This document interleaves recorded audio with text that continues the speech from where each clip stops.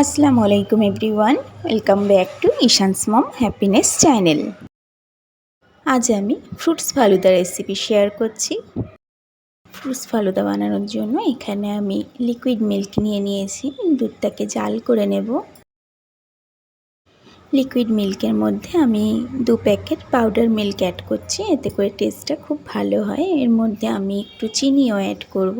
মিষ্টিটা যে যার টেস্ট অনুযায়ী দিয়ে নেবেন। চিনিটাকে অ্যাড করে দিয়ে দুধটা আমি ফোটা পর্যন্ত অপেক্ষা করব। এখানে পাউডার মিল্কের বদলে আপনারা কনডেন্স মিল্কটাও ইউজ করতে পারবেন, তাতেও টেস্টটা খুব ভালো হয়। তো এই যে দুধটা খুব ভালোভাবে ফুটে গেছে, গ্যাসের ফ্লেমটাকে অফ করে দুধটাকে আমি ঠান্ডা হতে দেব। একটু ঠান্ডা হয়ে গেলে আমি এটাকে ফ্রিজের মধ্যে রেখে দেব সম্পূর্ণ ঠান্ডা করে নেওয়ার জন্য। ফালুদাটা ঠান্ডা খেতেই ভীষণ ভালো লাগে। তো এটাকে এক সাইডে রেখে আমি অন্য একটা কড়াই বসিয়ে দিলাম। কড়াইয়ের মধ্যে একটু পানি নিয়ে নিলাম। কিছুটা এখানে আমি নুডলস নিয়েছি, নুডলসটাকে আমি সিদ্ধ করে নেব। আপনারা এখানে কালার নুডলস ইউজ করতে চাইলে আপনারা একটু ফুড কালার ইউজ করতে পারেন। আমি এগুলোকে সাদাই রাখবো, সেই জন্য আমি কোনো কালার ইউজ করলাম না। এগুলোকে আমি সিদ্ধ করে নেব। সিদ্ধ করে পানি ঝরিয়ে এটাকে আমি ঠান্ডা পানিতে খুব ভালোভাবে ধুয়ে নেব, তাহলে এগুলো একদম ঝরঝরে হবে।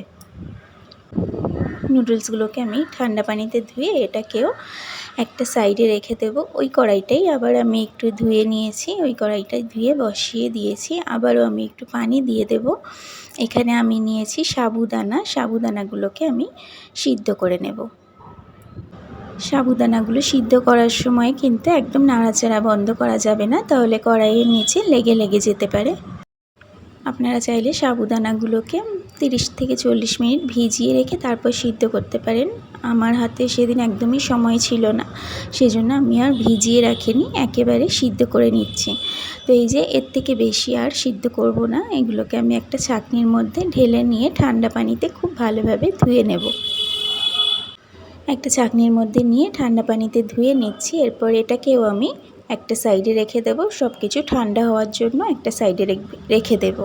তো যতক্ষণ এইগুলো ঠান্ডা হচ্ছে ততক্ষণ যেহেতু আমি ফ্রুটস ফালুদা বানাচ্ছি, ততক্ষণে আমি ফ্রুটসগুলোকে কেটে নেব। তো এখানে আমি 3 রকমের ফ্রুটস নিয়েছি, আপেল, ডালিম আর আঙুর। আপনারা আপনাদের পছন্দ মতো ফ্রুটস নিয়ে নিতে পারেন। জাল করে রাখা দুধগুলোকে আমি ফ্রিজে রেখেছিলাম, সেটাকে নিয়ে নিলাম একটা মিক্সিং বোলের মধ্যে। আগে থেকে যে নুডলস আর সাবুদানাগুলো সিদ্ধ করে রেখেছিলাম সেগুলোকেও আমি এর মধ্যে দিয়ে দেব।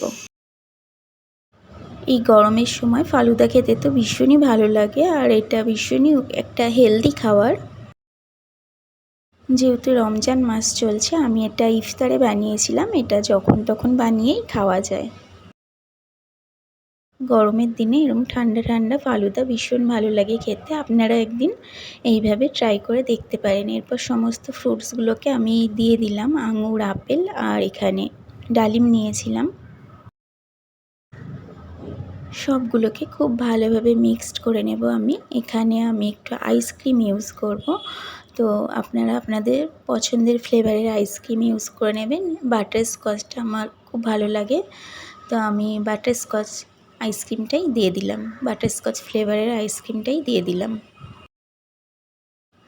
সমস্ত আইসক্রিমটা দেব না, কিছুটা আইসক্রিম আমি যখন সার্ভ করব তখন কিছুটা আইসক্রিম দিয়ে আমি ডেকোরেশন করব। খুব ভালোভাবে মিক্সড করে নিলেই রেডি ফালুদা। তো এটাকে এখনও একটা ইনগ্রিডিয়েন্টস আমি এর মধ্যে দেব, আর এটা আমি 2 রকমভাবে সার্ভ করাই দেখাচ্ছি। এটা দেখতে যেরকম সুন্দর হয়েছে, এটা খেতেও কিন্তু দারুণ টেস্ট হয়েছিল। এটা আপনারা বাড়িতে বাচ্চাদের বানিয়ে দিতে পারেন, আর রমজান মাসে ইফতারে বানাতে পারেন। এটা দারুণ টেস্ট লাগে ইফতারে। ফালুদাটা একদম রেডি হয়ে গেছে। এরপর আমি সারা রাতের জন্য চিয়া সিড ভিজিয়ে রেখেছিলাম, এটা আমি ফ্রিজে রেখেছিলাম। আপনারা চাইলে ফালুদা বানানোর 2 ঘন্টা আগেও এটাকে ভিজিয়ে রাখতে পারেন। আর চিয়া সিডস তো ভীষণই উপকারী আমাদের শরীরের জন্য। গ্লাসের মধ্যে আমি 1 টিস্পুন আর হাফ টিস্পুন দিয়ে দিলাম চিয়া সিডস, ভেজানো চিয়া সিডস, যেটাকে আমি সারা রাত ভিজিয়ে ফ্রিজে রেখেছিলাম। এরপর যে ফালুদার মিক্সটা বানিয়ে রেখেছিলাম সেটা দিয়ে দিচ্ছি। সাধারণত রেস্টুরেন্টে বা মেলাতে এইভাবে ডেকোরেশন করে আমাদেরকে ফালুদাটা দেওয়া হয়। ওখানে ওরা একটু কালারফুল নুডলস ইউজ করে, আমি আর কালার দিইনি। তো এরপর খুব ভালোভাবে চিয়া সিডের সাথে একটু মিক্সড করে নেব। আর চিয়া সিডগুলো দেখতেও ভালো লাগে, খেতেও ভালো লাগে, তো উপর থেকে আমি আরেকটু দিয়ে দিলাম। এরপর ওই যে আইসক্রিম রেখে দিয়েছিলাম সেই আইসক্রিমটা উপরে দিয়ে দিচ্ছি।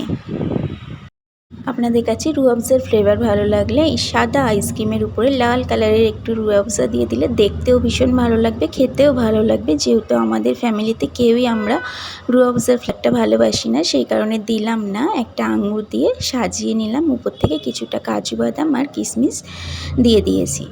মেলাতে যে স্টলগুলো বসে বা রেস্টুরেন্ট স্টাইলে আমি সার্ভ করাটা দেখিয়ে দিলাম। এরপর যেহেতু রমজান মাস, হাতে ভীষণ কম সময় থাকে ইফতারের টাইমে, ওইভাবে সাজাতে গেলে অনেকটা সময় লাগবে আর আইসক্রিমগুলোও মেল্ট হয়ে যাবে। এই কারণে আমি বাদবাকি চিয়া সিডসগুলো আর যতটা আইসক্রিম ছিল সবগুলো দিয়ে একসাথে খুব ভালোভাবে মিশিয়ে নিয়েছি। এরপর ইফতারের 10 মিনিট আগে আমি গ্লাসে গ্লাসে এগুলোই সার্ভ করে নেব। এটা এখন সমস্তটা আমি ঢাকা দিয়ে ফ্রিজের মধ্যে রেখে দেব। এই যে আপনাদের হাতে সময় থাকলে আপনারা এইভাবেও সার্ভ করতে পারেন। তো 2 রকম স্টাইলে সার্ভ করা দেখিয়ে দিলাম। আজকের রেসিপি কেমন লাগলো অবশ্যই একটা কমেন্টের মাধ্যমে জানাতে পারেন। Thank you so much for watching.